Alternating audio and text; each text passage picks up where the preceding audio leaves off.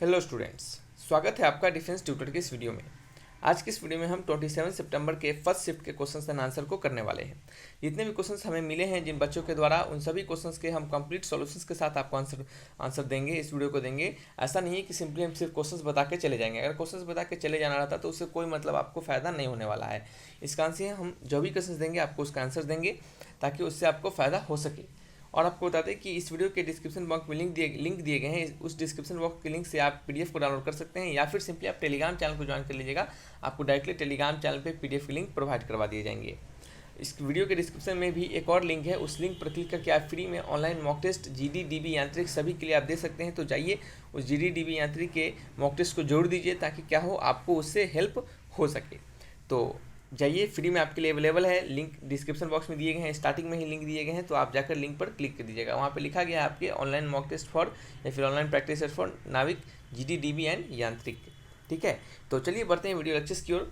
पहला क्वेश्चन जो हमें मिला है बच्चों के द्वारा भेजा गया था, तो वो था, इस क्वेश्चन में वो भेजा गया था और कहा जा रहा था कि साउदर्न मोस्ट पॉइंट वाले क्वेश्चन आए थे, यानी southern most point of India से क्वेश्चन था, ऐसा कहना था उनका। तो जो southern most point of India जो होता है उसे हम क्या कहते हैं, तो southern most point of India को हम क्या कहते हैं, उसे हम क्या कहते हैं, इंदिरा पॉइंट के नाम से जानते हैं। Southern most point of India जो है वो क्या है, आपका इंदिरा पॉइंट है। ठीक है, Indira point is the southern most point of India. ठीक है, इंदिरा पॉइंट आखिर ये जो है इंदिरा पॉइंट यानी साउदर्न मोस्ट पॉइंट जो है ये आखिर में है कहाँ, तो ये आपके अंडमान में, कहाँ पे,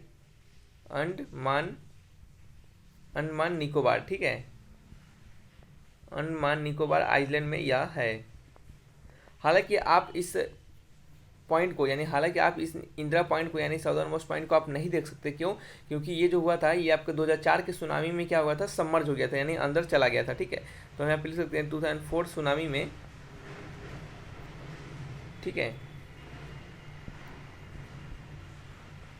क्या कहते हैं, 2004 के सुनामी में क्या हो गया था, ये आपका सबमर्ज हो गया था। ठीक है, इसका आंसर क्या होगा, हम इसको देख नहीं सकते हैं।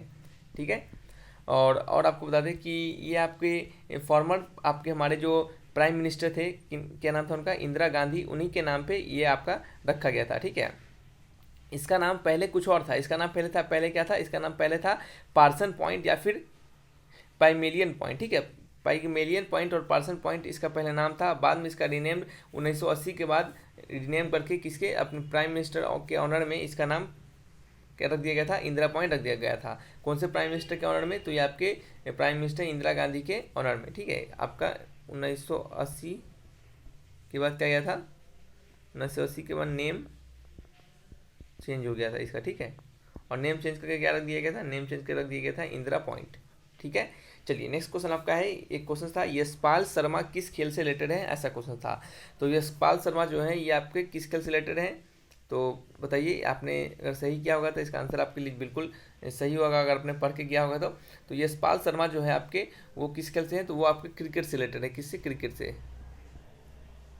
क्या है, क्रिकेट से रिलेटेड है। यशपाल शर्मा क्या थे, तो यशपाल शर्मा थे वो क्या थे, आपके बैट्समैन थे। ठीक है, क्या थे, बैट्समैन, जो कि ये कब खेलते थे, तो ये आपके 1970 एंड 80 के बीच में ये क्या किए थे, ये आपका खेलते थे, प्लेइंग ईयर।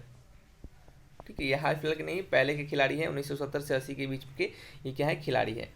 ठीक है, चलिए नेक्स्ट बात करेंगे हम अब क्वेश्चन नंबर 3 के बारे में। यहाँ पे लिखा गया कि खेतरी किसके लिए फेमस है। ठीक है, KHETRI, खेतरी किसके लिए फेमस है। ये क्वेश्चन किस प्रकार से था एक्चुअली हमें नहीं पता चला, लेकिन एक बच्चे ने इस तरह लिखा था, तो खेतरी किसके लिए फेमस है, तो जो खेतरी होता है ये किसके लिए फेमस है, तो ये आपके कॉपर के लिए फेमस है। किसके लिए, कॉपर के लिए। ठीक है, ये क्या किसके लिए फेमस है, कॉपर के लिए फेमस है। ठीक है, चलिए बात करेंगे कि नेक्स्ट क्वेश्चन जो है आपका, मगरूपा कप किस खेल से रिलेटेड है। ठीक है, तो मगरूपा कप किस खेल से रिलेटेड है, तो ये जो मगरूपा कप है ये आपके हॉकी से रिलेटेड है। किससे रिलेटेड है, आपके हॉकी से। यहाँ पे लिख देते हैं मगरूपा cup is related to hockey. ठीक है, चलिए नेक्स्ट क्वेश्चन आपका रिसीट का एंटोनिम्स है। यहाँ पे साइंस के ज़्यादा क्वेश्चन नहीं मिले हैं, साइंस के हमें शायद 1-2 क्वेश्चन मिले हैं, हम आपको बताएंगे अभी तुरंत। और ज़्यादातर हमें जीके के और ये आपके इंग्लिश के 2-3 क्वेश्चन मिले हैं। नहीं तो आपको अगर जितने ज़्यादा क्वेश्चंस मिलते हैं हम कोशिश करते हैं उतना ज़्यादा आपको सॉल्यूशंस देने का। हम चाहते हैं कि आप मैथमेटिक्स के जीडी के रिगार्डिंग जो मैथमेटिक्स हैं और फिजिक्स हैं उसके सॉल्यूशंस आप हमें उसके क्वेश्चंस आप हमें भेजें ताकि हम आपके लिए उसका सॉल्यूशंस दे पाएँ, जिससे आप अपने आंसर्स को मैच भी कर सकते हैं और आने वाले समय में जिनका एग्जामिनेशन है उनको उससे फ़ायदा भी हो सकता है। सो आप थोड़ा सा इतना जरूर कीजिएगा कि अगर आपको जो भी क्वेश्चन याद रहता है तो आप उसके आंसर्स को जरूर लिखिएगा कमेंट बॉक्स में, ठीक है। तो रिसीट का एंटोनिम्स यहाँ पे पूछा जा रहा है, किसका एंटोनिम्स? रिसीट का एंटोनिम्स पूछा जा रहा है। तो रिसीट का मतलब क्या होता है सबसे पहले तो यह जान लीजिए। तो रिसीट का मतलब होता है दूर जाना, ठीक, क्या होता है? दूर जाना, ठीक है। दूर जाना आप कह सकते हैं या फिर कह सकते हैं पीछे पीछे जाना, ठीक है। दूर जाना या फिर पीछे जाना आप कह सकते हैं, ठीक है। चलिए नेक्स्ट हम बात करेंगे रिसीट के एंटोनिम्स के बारे में। तो रिसीट का जो एंटोनिम्स होता है वो क्या होता है आपका? ये आपका कह सकते हैं दूर जाना और पीछे जाना। इसका एंटोनिम्स क्या हो जाएगा? कंटिन्यू रखना, ठीक है, कंटिन्यू रखना। दूसरा एंटोनिम्स क्या हो जाएगा आपका? इंटर करना। दूर जाने के बदला क्या होगा? अंदर चले जाना, इंटर करना। या फिर इसको आप कह सकते हैं फॉरवर्ड, और आप क्या कह सकते हैं, और आप इसको कह सकते हैं मीट भी कह सकते हैं, मीट। और आप इसको क्या कह सकते हैं? एडवांस, ठीक है, एडवांस कह सकते हैं। ये सभी क्या है आपके? ये सभी आपके रिसीट के एंटोनिम्स है। क्या है? एंटोनिम्स, एंटो है, ठीक है। इसका साइनो लिखिएगा, सिनोनिम्स, ठीक है। इसका सिनोनिम्स लिखिएगा। मे भी कहीं अगले आपके शिफ्ट में कहीं सिनोनिम्स भी पूछ सकता है। तो सिनोनिम्स जो होता है इसका वो क्या होता है आपका? ड्विंडल होता है, ठीक है, ड्विंडल। और क्या होता है आपका? रिड्यूस, ठीक है। और क्या होता है आपका बताइए तो? और आप इसको लिख सकते हैं टेपर भी, ठीक है। तो ये क्या होता है आपके? इसके सिनोनिम्स होते हैं, समझ रहे हैं। चलिए अब हम बात करते हैं नेक्स्ट क्वेश्चन आपका क्या है? क्यूरियस सिनोनिम्स, ठीक है। तो फर्स्ट ऑफ ऑल आपको ये जानना चाहिए कि क्यूरियस का मीनिंग क्या होता है।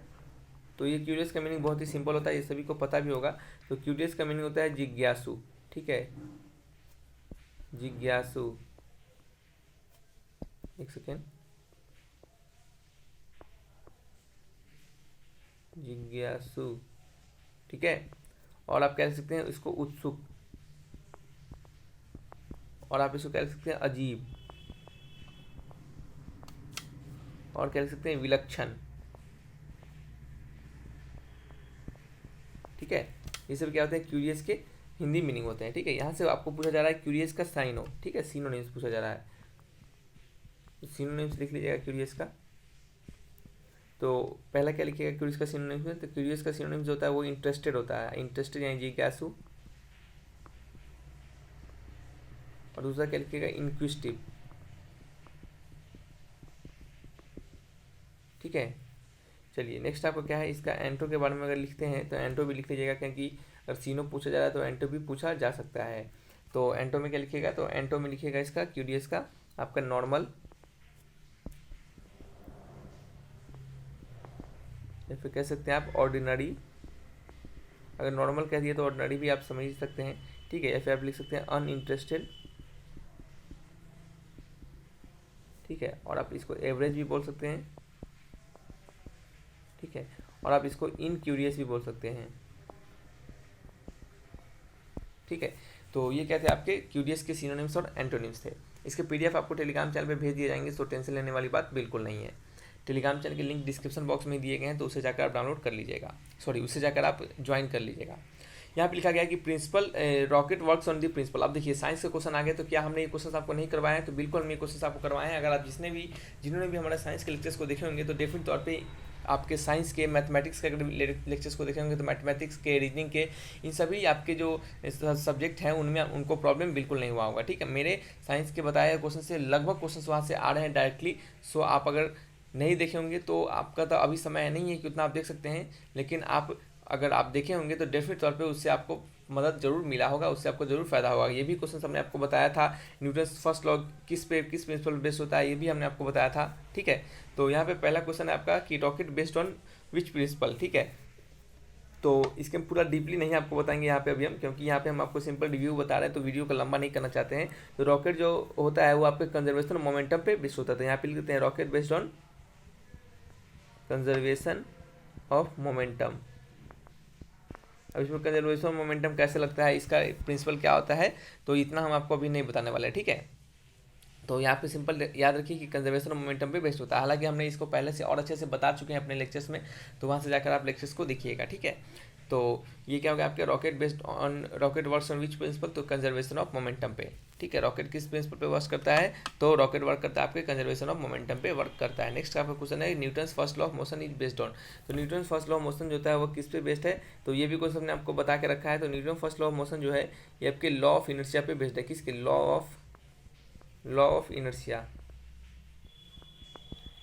ठीक है। इनर्शिया क्या कहता है कि बॉडी अगर रेस्ट में है, बॉडी इज इन रेस्ट, ठीक है, बॉडी अगर रेस्ट में है तो वो हमेशा क्या करेगा, रेस्ट में रहना चाहेगा, ठीक है।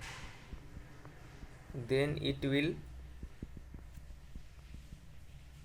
ऑलवेज बी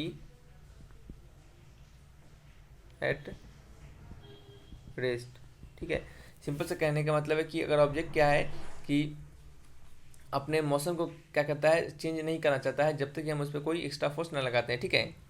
अगर बॉडी अगर रेस्ट में है, ठीक है, तो आप इसको लिख सकते हैं कि then it will stay at rest, ठीक है। Then it will stay at rest, ठीक है। अगर बॉडी रेस्ट में है तो वो रेस्ट में रहना चाहेगा। और क्या लिख सकते हैं आप, और लिख सकते हैं कि बॉडी अगर मोशन में है, इफ इट इन मोशन, ठीक है, तो क्या करेगा वो, it will remains at the same velocity, ठीक है। It will remains at the same velocity, ठीक है। यानी क्या करेगा वो, अगर मोशन में है तो वो उसी वेलोसिटी से मूव करने का कोशिश करेगा, ठीक है। तो ये क्या होता है आपका न्यूटन्स फर्स्ट लॉ जो होता है, ये आपके सिंपल या बताया आपको, तो ये लॉ ऑफ इनर्शिया पे बेस्ड होता है। और इनर्शिया हमें क्या बताता है कि बॉडी अगर रेस्ट में है तो रेस्ट में रहना चाहेगा, और बॉडी अगर मोशन में है तो मोशन में रहना चाहेगा, ठीक है। चलिए नेक्स्ट बढ़ते हैं, क्वेश्चन नंबर क्या है, 9th को। 9th नंबर में लिखा जा रहा है कि first law of thermodynamic based on, question था क्या कहता है, first law of thermodynamic based on, ऐसा टाइप का क्वेश्चन था, ऐसा कहना था उनका, ठीक है। तो फर्स्ट लॉ ऑफ थर्मोडायनामिक किस पे बेस्ड होता है, तो आपके फर्स्ट लॉ ऑफ थर्मोडायनामिक जो होता है ये आपके कंजर्वेशन ऑफ एनर्जी पे बेस्ड होता है, ठीक है। तो आप यहाँ पे लिख सकते हैं कि लॉ ऑफ कंजर्वेशन, क्या हमने ये क्वेश्चन आपको नहीं करवाया, तो ये भी हमने क्वेश्चन करवाया है। अगर आपने साइंस के लेक्चर्स को देखा होगा तो डेफिनेटली तौर पे इसका आपने आंसर्स को जरूर दिया होगा, ठीक है। Law of conservation of energy, law of conservation of energy, ठीक है। Law of conservation of energy पे ये बेस्ड आपका होता है कौन सा, फर्स्ट लॉ ऑफ थर्मोडायनामिक्स, क्या है, फर्स्ट लॉ ऑफ थर्मोडायनामिक्स, ठीक है। अब चलिए हम कुछ और बातें कर ले कि फर्स्ट लॉ ऑफ थर्मोडायनामिक्स का एक बेसिक फार्मूला होता है, उसको आप याद रखिए, मे भी आपको काम आ सकते हैं, ठीक है। वो क्या होता है आपका, delta U is equal to क्या होता है, क्यू माइनस डब्लू, क्या होता है, delta U is equal to Q minus W. Delta W क्या होता है, सॉरी डेल्टा यू क्या होता है, तो आपका जो डेल्टा यू होता है वो क्या होता है, चेंज इन इंटरनल एनर्जी, ठीक है। आपका क्यू क्या होता है आपका, तो क्यू होता है heat added to system, heat added to system. Then फिर आपको क्या बचा, आपका बचा डब्लू, तो डब्लू क्या होता है आपका, work done by the system, ठीक है, वर्क डन बाय द, ठीक है, सिस्टम। ये फर्स्ट लॉ ऑफ थर्मोडायनामिक्स आपका यही बोलता है, ठीक है, कि जो आपका फर्स्ट लॉ ऑफ थर्मोडायनामिक्स बोलता है कि चेंज इन इंटरनल एनर्जी जो होता है वो क्या होता है, इक्वल होता है heat added to the system minus times of क्या होता है, minus work done by the system, ठीक है। या फिर आप कह सकते हैं कि heat added to the system is equal to change in internal energy plus work done by the system, ठीक है। यानी Q is equal to delta W plus delta U. और आपका जो थर्मोडायनामिक का फर्स्ट लॉ होता है वो किस पे बेस्ड होता है, फर्स्ट लॉ जो बेस्ड होता है वो आपके कंजर्वेशन ऑफ एनर्जी पे बेस्ड होता है। और कंजर्वेशन ऑफ एनर्जी हमें क्या बताता है, तो कंजर्वेशन ऑफ एनर्जी हमें बताता है कि energy can neither be created not be destroy, यानी एनर्जी को ना ही हम क्रिएट कर सकते हैं ना ही उसको हम डिस्ट्रॉय कर सकते हैं, ठीक है। एक और क्वेश्चन था आपका 10वां नंबर क्वेश्चन, यहाँ पे पढ़िएगा, इसको लिखा गया कि मोस्ट मेटेलिक एलिमेंट, ठीक है। तो मोस्ट मेटेलिक एलिमेंट ये क्वेश्चन कैसा था हम एग्जैक्टली तो नहीं बता सकते, ये क्वेश्चन में अगर ऑप्शन पे बेस्ड होते हैं कि ऑप्शन आपके कैसे दिए गए, ठीक है। यदि आपके ऑप्शन में बोरोन, एल्युमिनियम, इंडियम, थैलियम था, ठीक है, ऐसा क्वेश्चन हमने आपको करवा के रखा है साइंस में। तो अगर आपके यदि ऑप्शन में बोरोन, एल्युमिनियम, इंडियम,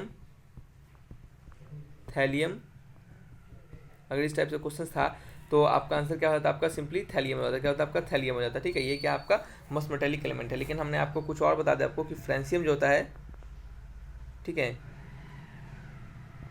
फ्रेंसियम जो होता है ये आपका क्या होता है, आपका सबसे ज़्यादा हाईएस्ट मेटालिक एलिमेंट होता है। फिर नेक्स्ट में हम क्या लिख सकते हैं, नेक्स्ट में हम सीजियम भी लिख सकते हैं, CaESium, ठीक है। सीजियम भी क्या होता है, आपका मोस्ट मेटालिक एलिमेंट होता है। फिर आप लिख सकते हैं सोडियम लिख सकते हैं, फिर आप कॉपर लिख सकते हैं, ठीक है। क्या लिख सकते हैं, फिर आप सोडियम लिख सकते हैं, कॉपर लिख सकते हैं, आयरन लिख सकते हैं। तो ये जो क्वेश्चन है आपके ये बेस्ट करता है कि आपका ऑप्शंस किस तरीके से दिया गया है, ठीक है।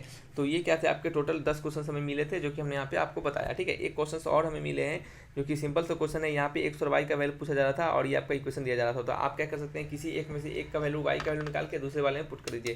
तो यहाँ से वाई का वैल्यू निकालेंगे अगर हम, तो क्या मिलेगा, वाई इक्वल टू मिलेगा 3x - 7, ठीक है। देन फिर क्या करेंगे, इसमें हम पुट कर देंगे, तो x प्लस वाई का वैल्यू डालेंगे, 3 3 9x - 7 3 21 इज इक्वल टू 3, ठीक है। तो ये कितना रहेगा, 10x इज इक्वल टू कितना रहेगा आपका, ये आपका 20 1 3 आपका 24, ठीक है। सही तो है, देखिए तो 3 3 9x माइनस था 3 21, ठीक है। तो कैलकुलेशन मिस्टेक अगर होगा अभी तो थोड़ा सा चेक कर लीजिएगा, ठीक है। 24/10 ये क्या हो जाएगा आपका, x का वैल्यू हो जाएगा, ठीक है। किस का वैल्यू होगा, 24/10 x का वैल्यू होगा। तो y का वैल्यू क्या हो जाएगा, 3 × 24/10 - 7, ठीक है। 3 × 24/10 - 7, तो इसका आंसर कितना होगा आपका, तो आपका 24 × 3 करेंगे सबसे पहले, 24 × 3, उसमें से क्या करेंगे आपका 70 को घटाएंगे, ठीक है। तो ये कितना आ जाएगा, 2/10, तो y का वैल्यू कितना आ गया आपका, 2/10 हो गया, और x का वैल्यू कितना आ गया, 24/10। कैलकुलेशन ईरर होगा, मिस्टेक्स होगा तो उसको देख लीजिएगा, कैलकुलेशन को अवॉइड कीजिएगा, ठीक है। अगर गलती होता है कैलकुलेशन में तो उसको सुधार लीजिएगा, ठीक है। और कैलकुलेशन के पीछे प्राण नहीं दीजिएगा यहाँ पे, ठीक है। ऐसा नहीं बोलिएगा सर कैलकुलेशन गड़बड़ा दिया है, कर दिया वो कर दिए, इतना थोड़ा सा आप मैनेज करके जरूर चलिएगा, ठीक है। तो चलिए रखते हैं इस वीडियो को यहीं पे, और रखते हैं इस क्वेश्चंस के डिस्कशन को यहीं पे। नेक्स्ट बार हम आपको रिव्यू देंगे कि हमारा रिव्यू कैसा था, क्वेश्चंस किस प्रकार से कैसे कैसे आए, लेवल कैसा था। तो कोडिंग और डिकोडिंग से कुछ बच्चों का कहना था कि सर 2 क्वेश्चन आए थे, हाइट एंड डिस्टेंस के क्या थे, 2 क्वेश्चन थे, एक सिनोनिम्स के थे, एक एंटोनिम्स के थे। देन फिर क्वालिटी इक्वेशन से था, और क्वालिटी इक्वेशन के रिगार्डिंग हमने कल के जो सेकेंड शिफ्ट के लेक्चर्स थे उसमें 2 क्वालिटी इक्वेशन के ग्राफ पर क्वेश्चन था, और दोनों जो आपके क्वेश्चन जो थे हमने क्वालिटी इक्वेशन के जो ग्राफ आपको पढ़ने हैं उन ग्राफ पे हमने सारे कंसेप्ट बता दिए आपको। कल ही आपके जो रिव्यू वाली वीडियोस थे उसी में हमने आपको ग्राफ के रिगार्डिंग सारे कंसेप्ट बता दिए, ताकि क्या हो आपको ये जो आपका ग्राफ से रिलेटेड क्वेश्चन पूछे तो आपका फंडा क्लियर रहे, ठीक है। और एक क्वेश्चन था कोबरा और जेब्रा पे कोडिंग डिकोडिंग का, इस प्रकार से क्वेश्चन था, एग्जैक्टली हमें नहीं पता चला है, ठीक है। और ज्योमेट्री से ज़्यादा क्वेश्चन था, बच्चों का कहना था 4-5 नरेशन और एक्टिव वॉइस क्वेश्चन था। हमने आपको कहा था कि अगर इंग्लिश में आप नरेशन और एक्टिव पैसिव करके चले जाते हैं तो आपका क्या होगा, 4-5 नंबर आपका क्या होगा, बिल्कुल वहाँ पे सेफ रहेगा, ठीक है। तो देख सकते हैं कि हमेशा की तरह इस बार भी नरेशन से और एक्टिव वॉइस से 4-5 नंबर के आ रहे हैं। और नरेशन एक्टिव वॉइस गलत करना सही करना कोई बड़ी बात नहीं होती है, अगर आपको थोड़ा सा भी नॉलेज उसमें रहेगा तो आप उसको ऑप्शन देख के आसानी से जो गलत ऑप्शन है उसको एलिमिनेट करके सही ऑप्शन को चुन सकते हैं। हमने आपको इस तरीके का सिखाया भी है कि आप कैसे गलत ऑप्शन को एलिमिनेट करके सही ऑप्शन को चुने, ठीक है। तो यहाँ से आपका 4 नंबर से 5 नंबर के आसपास फिक्स आपका हो जाता है। तो जिन्होंने अगर एक्टिव पैसिव नरेशन करके किया होगा तो उनको बहुत ही फ़ायदा मिला होगा, ठीक है। तो यहाँ पे हम बात करेंगे डीबी के रिगार्डिंग। अब कुछ रिव्यू के बात कर ले। तो डीबी में जो सेक्शन 1 था तो बच्चों को कहना था कि सेक्शन 1 सर क्या था, ईजी था, ठीक है। सेक्शन 1 क्या था, ईजी था। उनका ओवरऑल सभी सेक्शन 1 के जो सब्जेक्ट्स हैं, math, physics, reasoning, GK, English, सभी क्या थे, ईजी थे उनका कहना था। और ये क्या आपका स्कोरिंग था, ठीक है, ठीक है। ये क्या था आपका स्कोरिंग था। जीडी सेक्शन 2 के रिगार्डिंग बच्चों को कहना था कि ये क्वेश्चन जो आपका था जीडी के रिगार्डिंग आपका फिजिक्स में क्या था, थोड़ा सा आपका मॉडरेट और क्या था आपका हार्ड था, जैसा कि हर शिफ्ट में दिया जा रहा है। और इसमें मैथ्स में आपका क्या था, मैथ्स में आपका इजी कुछ क्वेश्चन था और मॉडरेट था, ठीक है। इजी कहने का मतलब कि बहुत ज़्यादा, इजी कहने का मतलब कि आपको उसको देखकर आप उसको बिल्कुल बना पाइएगा, ठीक है। अगर आपने थोड़ा सा भी पढ़ के गया है तो आप बिल्कुल बना पाइएगा। अगर आपने हमारे जो भी लेक्चर्स हमारे बताए गए थे कंसेप्ट, उन सभी से अगर पढ़ के गया होगा तो डेफिनेट तौर पे आपको हेल्प हुआ होगा। बच्चों का कहना है कि सर आपके बताने पे बहुत सारे हमें हेल्प मिले हैं। सो हम आपको इस तरीके से पढ़ाते ही हैं कि आपको उससे रियलिटी में हेल्प मिल सके, ठीक है। तो ये कहते हैं आपके आज के रिव्यू थे। और जैसे कि आपको बताया कि डॉक्यूमेंट्स के रिगार्डिंग क्या क्या डॉक्यूमेंट्स लेकर जाने हैं, तो उनको आप तो अच्छे से लेकर ही जाइएगा, क्योंकि डॉक्यूमेंट्स से आपको कम से कम वहाँ पे एलिमिनेट नहीं होना है। डॉक्यूमेंट्स आपका सही होना चाहिए ताकि आपको एग्जाम देने का मौका मिल सके, ठीक है। तो चलिए रखते हैं इस वीडियो को, फिर मिलेंगे नेक्स्ट वीडियो में हम आपके बचे हुए और भी शिफ्ट के रिव्यू को लेकर, ठीक है। तो आज आपको कोशिश किया जाएगा कि तीनों शिफ्ट का रिव्यू दे दिया जाए, क्योंकि आज हमें कहीं बाहर नहीं जाना है। सो हम आपको तीनों शिफ्ट का रिव्यू देने का प्रयास जरूर करेंगे। कल हमने आपको सिर्फ 2 ही शिफ्ट का रिव्यू दे पाया था, और वो भी एक शिफ्ट का रिव्यू हमने रात 2 बजे डाला था, क्योंकि हमें समय ही नहीं मिल पाया था, ठीक है। तो चलिए रखते हैं इस वीडियो को, मिलेंगे नेक्स्ट वीडियो में, तब तक के लिए बाय बाय।